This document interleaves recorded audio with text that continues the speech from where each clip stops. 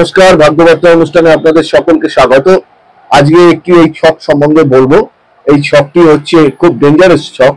এই ছকের মাথার উপরে এর হচ্ছে বিষলগ্ন, মাথার উপরে বসে রয়েছে কেতু, দ্বিতীয় বসে রয়েছে শনি, আর চতুর্থে আছে রবি শুক্র, পঞ্চমে আছে মঙ্গল এবং বুধ, ষষ্ঠে ইউরেনাস, সপ্তমে আছে রাহু, অষ্টম ঘর ফাঁকা, নবম ঘর ফাঁকা, দশমে বৃহস্পতি এবং একাদশে চন্দ্র।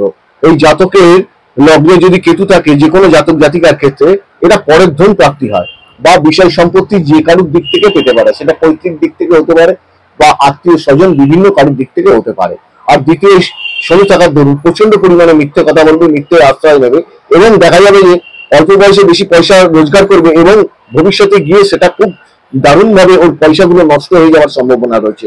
চতুর্থে রবি এবং শুক্র থাকলে সুন্দরভাবে একটি বাড়ি করতে পারবে এবং এটাকে দারিদ্রতা যোগ সৃষ্টি করেছে। এই দারিদ্রতা যোগের জন্য অভাব অনটন কিছু